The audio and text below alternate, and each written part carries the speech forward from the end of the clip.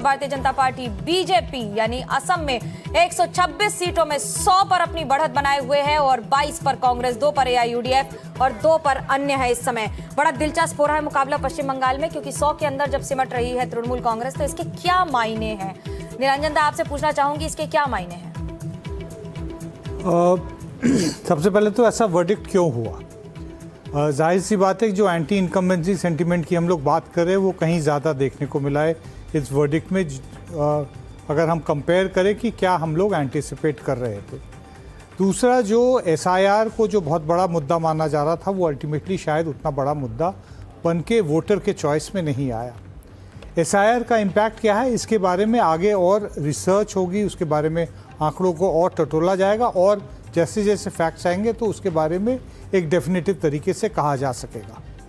जहाँ तक इस चुनाव का इम्पैक्ट दिखाई देता है, मुझे लगता है कि हम एक बार पश्चिम बंगाल को हम एक तरह से कहते थे कि भारतीय जनता पार्टी और नरेंद्र मोदी जी के लिए एक तरह से लास्ट फ्रंटियर था। तो वो लास्ट फ्रंटियर को उन्होंने जीत लिया है। अब इसके बाद कहा जा सकता कई बार कि पूरा का पूरा जो इंडो गैंजेटिक प्लेन जो है वो भारतीय जनता पार्टी के कब्जे में आ गया है। अब से लेके 2029 तक मोदी जी को एक बहुत बड़ा बूस्ट मिला है और इस बूस्ट से उनके जो पेंडिंग एजेंडा है उनको कैसे वो आगे ले जाते हैं, इसके बारे में ज़रूर मुझे लगता है कि हमको आगे देखने को मिले। जी निरंजन दा, गार्गी क्या कहना है आपका? सुबह से आप बड़ी खुश थी, आज तो कह रही थी अनुराधा नक्षत्र में सूर्योदय हुआ है तो कमल तो जरूर खिलेगा। एस्ट्रोलॉजी भी आ रही थी चुनाव में, कोई राजनीति गणित नहीं बचा था आज। मैं अपने व्यूअर्स को बता दूं कि ये सुबह भरतनाट्यम से लेकर हर नृत्य करने को तैयार थी। नहीं, मैं तो शुरू से ही बोल रही हूँ। मैं 4 फैक्टर्स शुरू के दिन से ही बोल रही हूँ। देखिए, ऑब्वियसली एंटी इनकम्बेंसी से हम लोग सब बोल रहे हैं और ये जो भ्रष्टाचार जो हो रहा है ना 2022 से, ये भी लोग देख देख के थक चुके हैं। उसके ऊपर नारी सुरक्षा, आरजी कौर, संदेश खाली, आरजी कौर तो बहुत ही बड़ा मुद्दा था। तो ये जो है मुद्दे हैं, हिंदू वोट कंसोलिडेशन हुई है। आपको याद है पिछले साल मुर्शिदाबाद में क्या हुआ था, हरगोविंद दास चंदन दास की हत्या।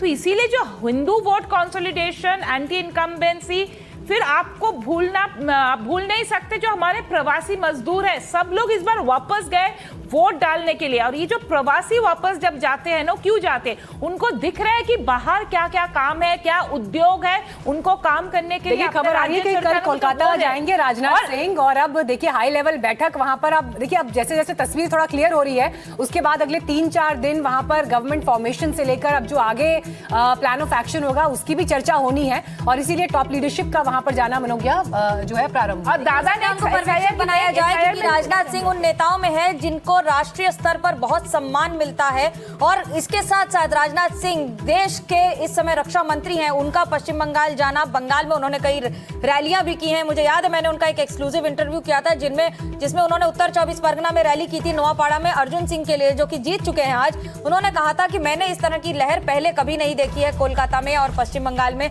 तो आज जीत के बाद राजनाथ सिंह भारत माने दिल्ली से पहले नेता होंगे जो कोलकाता जाएंगे। इस जीत के बाद सारे जीते हुए उम्मीदवारों से मुलाकात करेंगे जो कि अब विधायक बन चुके हैं। भारतीय जनता पार्टी 200 के आसपास अगर जीत करके आ रही है तो ये पार्टी के लिए भी बहुत बड़ी बात है। बस एक सवाल मैं ऐड करूंगी, तौसीफ, मैं चाहूंगी आप इस पर रिस्पॉन्ड करें। ठीक है, मैं आती हूँ आपके पास, लेकिन पहले भवानीपुर का रुख एक बार फिर करेंगे। वहां पर कुछ हलचल होती हुई इस वक्त दिखाई दे रही है। मनोरंजन भारती लगातार रिपोर्ट कर रहे हैं वहां से। जी बाबा। আমি চিফ ইলেকশন এজেন্ট শুভেন্দু অধিকারীর প্রত্যেকবার আমার আইডি কার্ড চেক করা হয়েছে। সো যদি উনি আইডি কার্ডটা নাই পড়ে থাকেন তো ওনার আইডি কার্ডটা কিভাবে উইদাউট আইডি কার্ড এখানে এন্ট্রেন্স দেওয়া হলো, আর ওনাকে ফ্রিস্কিং কেন করা হলো না, কেন ওনার থেকে ফোনটা ওনার নেওয়া হলো না, উনি ফোন নিয়ে কি করতে গেছেন? উনি কি ট্যাম্পারিং করতে গেছেন? ये होकर पोलिंग एजेंट होकर आधिकारिक तौर पर अगर इन्हें प्रमाणित किया गया है, इनके पास आईडी कार्ड है और हर बार घुसने के पहले अगर इनका आईडी कार्ड चेक किया जा रहा है, तो फिर मुख्यमंत्री ममता बनर्जी जब अंदर गई हैं तो उनके पास आईडी कार्ड नहीं था, उन्हें रोका क्यों नहीं गया, उनका आईडी कार्ड चेक क्यों नहीं किया गया, और उनके पास फोन है तो वो उसका इस्तेमाल कैसे कर रही हैं? देखिए, इसलिए बड़ा आरोप है क्योंकि इस समय चुनाव आयोग ही सर्वे सर्वा है और चुनाव आयोग की अनुमति के बिना भले ही कोई मुख्यमंत्री हो, प्रधानमंत्री हो, गृह मंत्री हो, वो कम से कम उस मतगणना केंद्र में नहीं जा सकता जहां से वो उम्मीदवार नहीं है या पर जहां पर उनके पास अनुमति नहीं है। तो यही नियम मुख्यमंत्री ममता बनर्जी पर भी लागू होता है। बाबा, क्या है परिस्थिति वहां पर? मुख्यमंत्री ममता बनर्जी की लीड तो घट रही है लेकिन तनाव बढ़ रहा है। तनाव बढ़ता जा रहा है बाबा। जी हाँ, अभी एक जो शुभेंदु अधिकारी के उन्होंने कहा कि जी मैं आपको बता देता हूँ। अभी जो अब एक बाइट आपने शायद लाइव काटी या नहीं काटी, वो जो एक शख्स यहाँ पे आके बोल के गए हैं, वो उनका कहना है कि वो शुभेंदु अधिकारी के चीफ जो अकाउंटिंग एजेंट थे, उन्होंने आरोप लगाया कि ममता बनर्जी को बिना आई कार्ड के अंदर चली गई हैं। उनके हाथ में फ़ोन भी था, तो वो कैसे हुआ, वो ढेर सारी बातें कलकत्ता पुलिस के बारे में यहाँ पे उन्होंने बोली है। मैं अभी रिवाइंड करके, यदि आपके पास नहीं पहुँचा तो हम रिवाइंड करके आपको बताएंगे। तो देख लीजिए किस तरह से दिन ढलते किस ढंग से राजनीतिक परिस्थितियां भी बदल जाती है।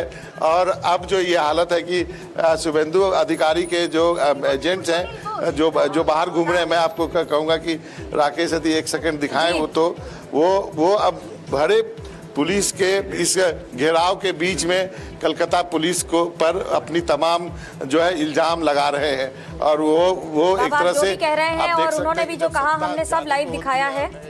नए सत्ता आने को जो जी तो नई सत्ता आने को होती है तो कैसे चेंज होता है, ये एक मैं बहुत इलेक्शंस में देखा हूं।